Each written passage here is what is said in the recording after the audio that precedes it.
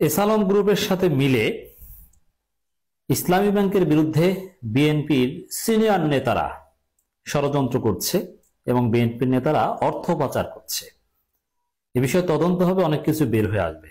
আপাতত অভিযোগ আকারে অভিযোগের প্রাথমিক সত্যতাও পাওয়া গেছে। দর্শক, আপনার শুনলে অবাক হবেন যে বিএনপির এত বড় নেতা, যুব দলের সভাপতি, এবং এটা তো বোঝা যায় বিএনপি স্থায়ী কমিটির সদস্য এমনি এমনি তো আর এসালম গ্রুপের গাড়িতে চলে না।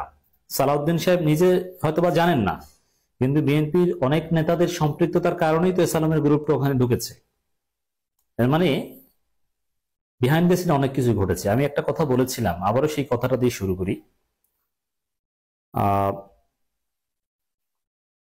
5 আগস্টের পর এসালম গ্রুপ সর্বপ্রথম ফোন দেয় তারেক রহমানকে যে আপনি ইসলামী ব্যাংকটা দখল করেন। এর মানে বিএনপি তারেক রহমান এদের সাথে হাত মেলাতে চেয়েছিল, কিন্তু তারেক রহমান নীতিবান লোক, সেই সব ঝামেলায় জড়াতে চাননি বা তার ওই লোভ নেই। কিন্তু বিএনপির অন্য নেতারা সেই লোভ সামলাতে পারেনি। বয়স্ক অনেক নেতারা, তারা ঠিকই আকামটা করে ফেলেছে। দর্শক, একটা দরখাস্ত আমি আপনাদেরকে বিশ্লেষণ করে শোনাবো, তাহলে বুঝবেন যে বিএনপি নেতারা কি করছে, কোথায় নেমেছে। আওয়ামী লীগের চাইতেও যে ভয়ঙ্কর রূপে তারা ফিরছে তার প্রমাণ আপনারা দেখবেন। এটা কোনো স্যাসরা ওয়ার্ড পর্যায়ের নেতা না, যুব দলের সভাপতির বিরুদ্ধে এই অভিযোগ। বেশ আগে কিন্তু আমাদের কাছে এসেছে নতুন। বরাবর চেয়ারম্যান, দুর্নীতি দমন কমিশনের প্রধান কার্যালয়, সেগুনবাগিচা, ঢাকা, তার কাছে একটা দরখাস্ত দেওয়া হয়েছে। বিষয়, যুবদলের কেন্দ্রীয় নির্বাহী কমিটির সভাপতি আব্দুল মোনায়েম মুন্না কর্তৃক বিগত 11/8/2024 ইংরেজি তারিখ থেকে 15/8/2024 তারিখের মধ্যে 180 কোটি টাকা বিদেশে পাচারের ঘটনা নিরপেক্ষভাবে তদন্ত করে অর্থ পাচারকারী আব্দুল মোনায়েম মুন্নার বিরুদ্ধে আইনি ব্যবস্থা গ্রহণের আবেদন। আপনি চিন্তা করেছেন, হাসিনা পালানোর পরও অর্থ পাচার, যেখানে ডক্টর ইউনূস সরকার পাচারকৃত অর্থ ফিরিয়ে আনার জন্য দৌড়ঝাঁপ করছেন, নানান চেষ্টা করছেন দেশে বিদেশে, সেখানে হাসিনা পালিয়ে যাওয়ার পর অর্থ পাচারের ঘটনা ঘটে, অভিযোগ আসে, এবং সর্বপ্রথম বিএনপির একজন যুবদলের সভাপতি, বড় নেতা, নিশ্চিত মন্ত্রী, তিনি এই কাজটা করেন।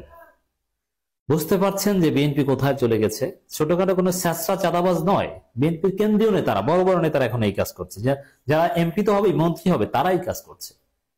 তাহলে দেশের ভবিষ্যৎ কোন দিকে যাচ্ছে আমাদেরকে নতুন ভাবে ভাবতে হবে।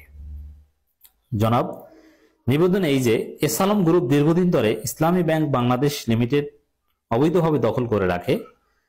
গত 5/8/2024 তারিখ আওয়ামী লীগ সরকারের পতনের পর পুনরায় ব্যাংকের প্রতিষ্ঠাকালীন উদ্যোক্তাগণ দায়িত্ব বুঝে নেয়। এসালম গ্রুপ ইসলামী ব্যাংক দখল ছেড়ে দিলেও মতিঝিল দিলকুশা ইসলামী ব্যাংকের প্রধান কার্যালয়ে এসালম গ্রুপের অবৈধ ও অনিয়মের নথিসমূহ আটকা পড়ে যায়।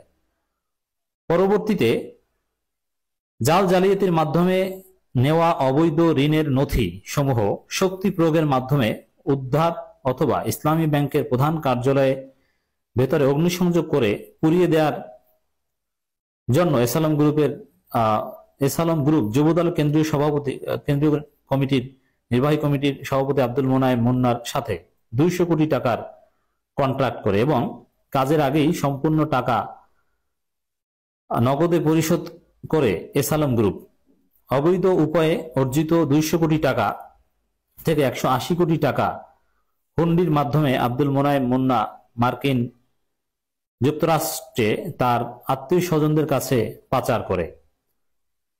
কন্ট্রাক্টের সম্পূর্ণ টাকা হাতে পাওয়ার পর আব্দুল মোনায়েম মুন্না গত 11/8/2024 তারিখ রবিবার সকাল বেলা ঢাকা মহানগর দক্ষিণ যুবদলের সদস্য সচিব রবিউল ইসলাম নয়ন এবং এর নেতৃত্বে কেন্দ্রীয় যুবদলের সাবেক কমিটির ও যুবদল মহানগর দক্ষিণের 2 থেকে 250 নেতাকর্মীকে অস্ত্র ও গান পাউডার নিয়ে ইসলামী ব্যাংকের প্রধান কার্যালয়ে পাঠায়। আব্দুল মোনায়েম মুন্না ইসলামী ব্যাংকের প্রধান কার্যালয়ের পাশের একটি ভবনে বসে সবকিছু তদারকি করে। মুন্না ও নয়নের নেতৃত্বে এসালম গ্রুপের ভাড়াটে বাহিনী ইসলামী ব্যাংকের সিকিউরিটিদের বাধার মুখে কার্যালয়ে ঢুকতে না পেরে ব্যাংকের কর্মকর্তা কর্মচারী ও সিকিউরিটি এলোপাতারি গুলি করে এতে ব্যাংকের 6 জন কর্মচারী আহত হয়ে হসপিটালে ভর্তি হয়। ঘটনার পরদিন সকালে জাতীয় দৈনিকে উক্ত ঘটনার ভাড়াটে সন্ত্রাসীদের নাম সহ ছাপা হয়।